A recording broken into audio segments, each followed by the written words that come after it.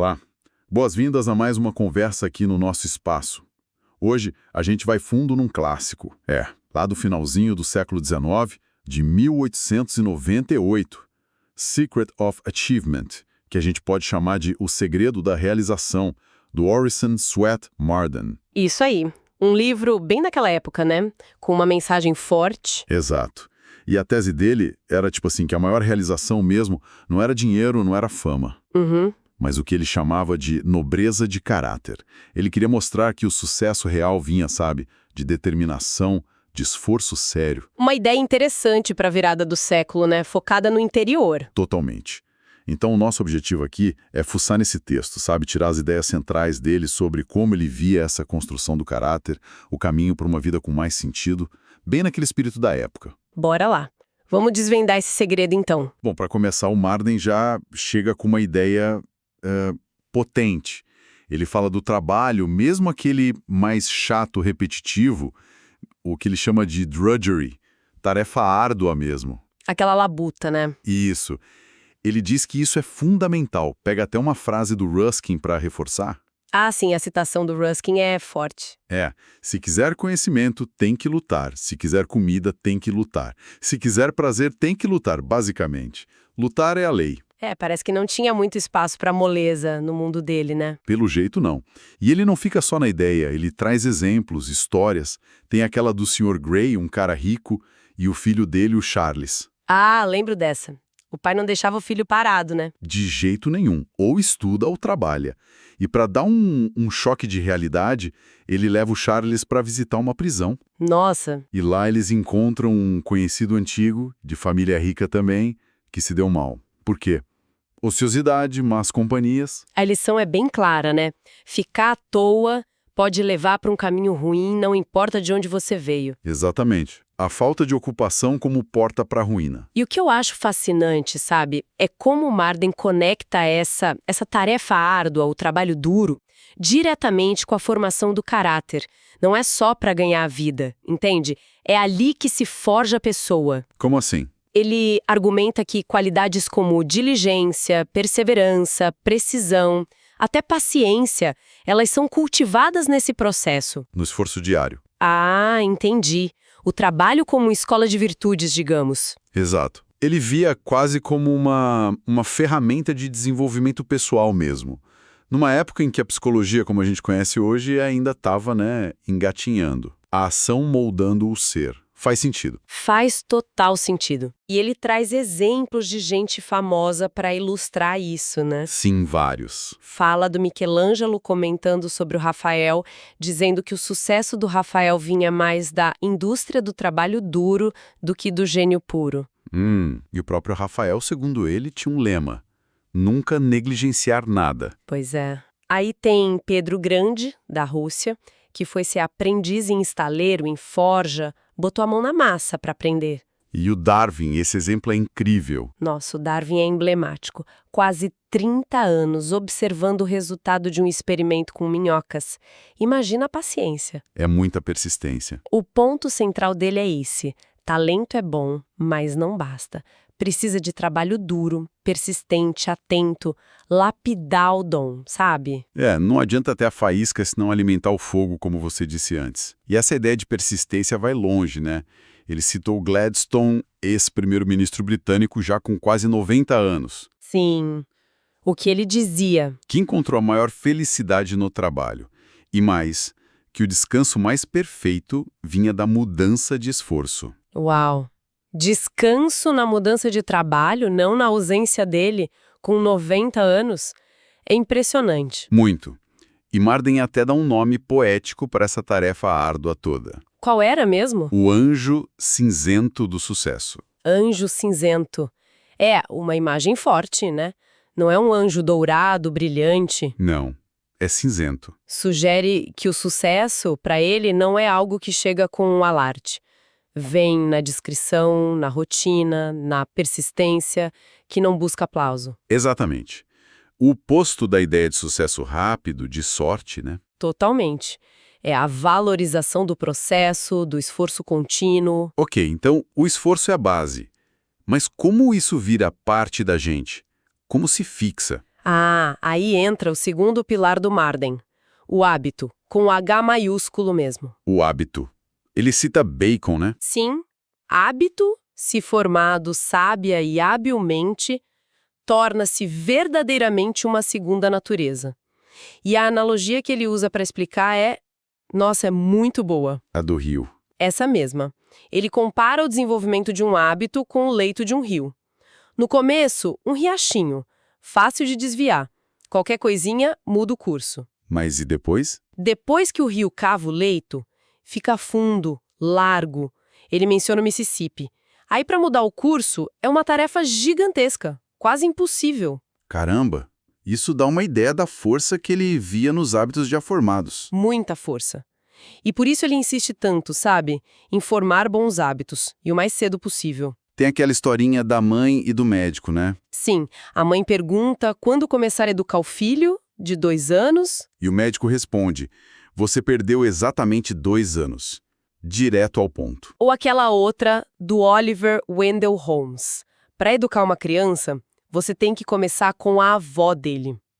Ou seja, os hábitos têm raízes profundas e são plantadas cedo. Exatamente. É como se o programa inicial fosse instalado ali, na infância, e depois fica bem mais difícil de mexer. Faz sentido. E ele faz uma distinção importante. O hábito pode ser nosso servidor. Quando a gente usa ele pro bem, né? Para facilitar as coisas. Isso. Mas ele também pode virar nosso mestre, quando a gente é dominado por ele. Mesmo em coisas pequenas, manias. Tipo o Dr. Johnson e os postes. Exatamente. Aquele escritor inglês famoso que tinha que tocar em todos os postes na rua. Ninguém sabia por quê, mas era uma compulsão, um hábito que o dominava. Entendi. Por outro lado, ele cita um tal de Lord Brougham, um político britânico que confiava tudo ao hábito, porque o hábito torna tudo fácil. Ah, então a lógica é: treine hábitos bons, sobriedade, prudência, precisão, e o contrário fica difícil. Fica difícil, ou pelo menos fica estranho, não natural.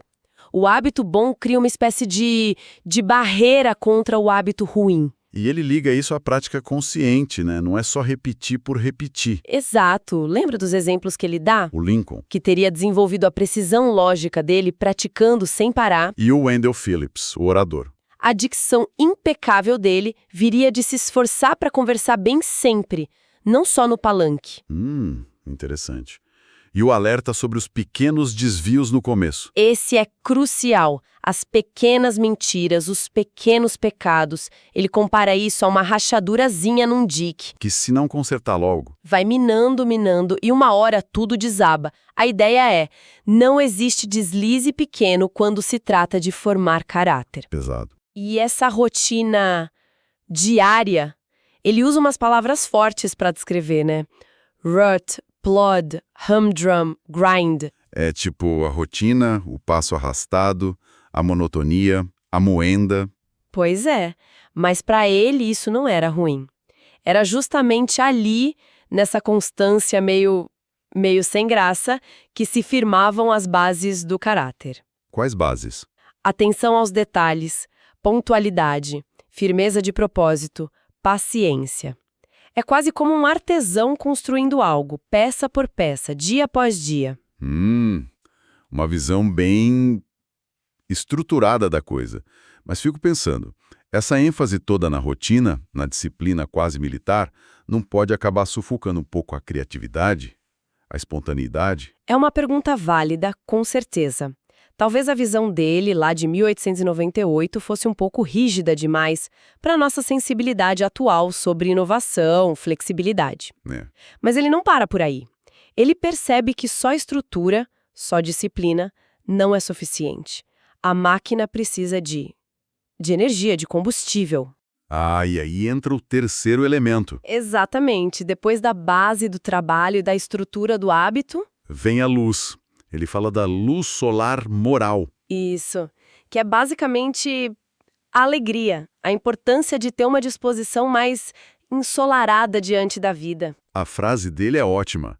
Um semblante alegre torna cada prato um banquete. Simples e direto. E ele conta umas histórias ótimas para ilustrar isso, né? Tem aquela do cara reclamão que diz que a vida não tem lado brilhante. E o amigo responde o quê? Tudo bem, então lustre o lado escuro. Genial. É sobre mudar a perspectiva, né? Se não dá para mudar o fato, muda o jeito de olhar. Exatamente. A atitude faz a diferença. E a minha história favorita desse trecho é a dos meninos catando pedra. Lembra? Ah, sim. Uma tarefa super chata. Muito. O pai manda eles fazerem, mas um deles, o Henry, resolve transformar em brincadeira. O que ele faz? Começa a chamar as pedras de pepitas, o campo de garimpo, e fica falando pro amigo que eles estavam na Califórnia, na corrida do ouro. Que figura. E o resultado? Passaram o dia trabalhando pesado, mas se divertindo, só por causa da mudança de atitude, da alegria que ele injetou ali. Isso é muito, muito poderoso. E o Marden leva essa questão da alegria bem a sério. Não é só um truquezinho. Para ele era quase um dever moral. Um dever. Sim, eles citam Sir John Lubbock, que dizia que o mundo seria melhor se as pessoas fossem ensinadas o dever de ser feliz. Olha que forte isso. O dever de ser feliz. Para Marden, essa disposição alegre era a própria alma do sucesso. Tinha um poder quase mágico de fazer o bem. Ele até brinca com as bem-aventuranças, né? Bem-aventurados os que fazem alegria. Ele via a alegria como uma força ativa, então, que contagia. Com certeza. E ele contrasta isso com o peso da negatividade, da reclamação, da preocupação. Fala de Londres no inverno, meses quase sem sol.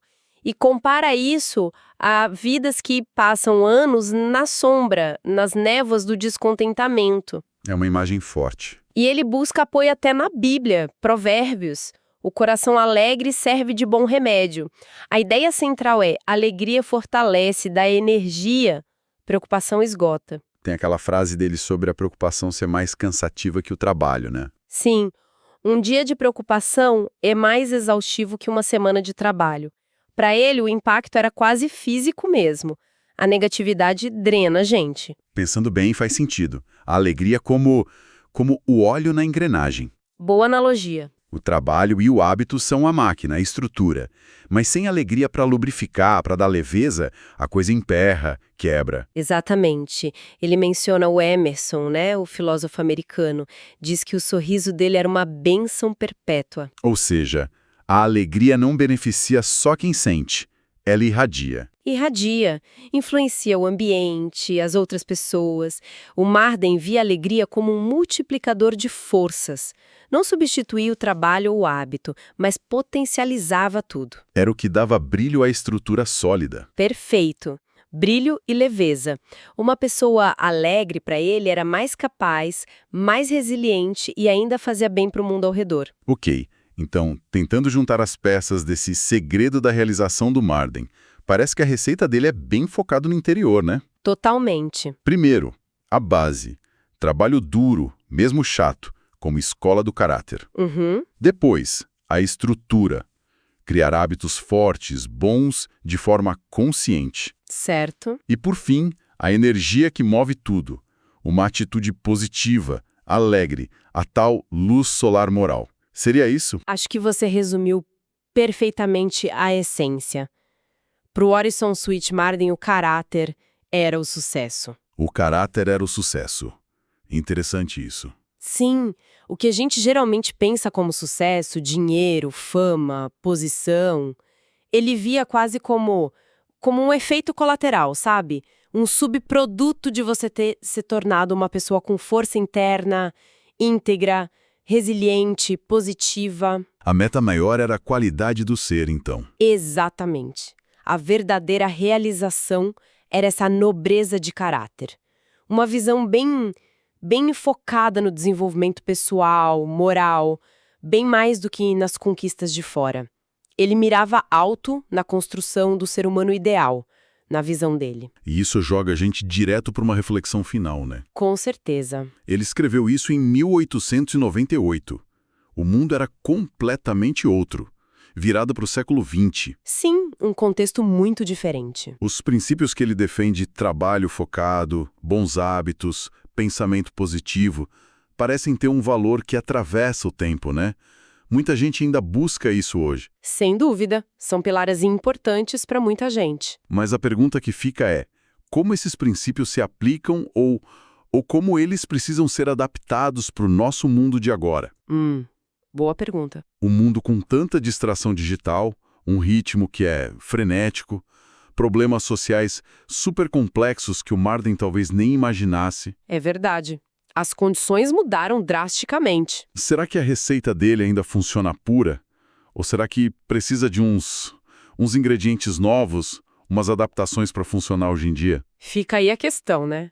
Como traduzir essa sabedoria de 1898 para os desafios e as oportunidades do século XXI? Exato. Fica a provocação para quem nos ouve pensar a respeito.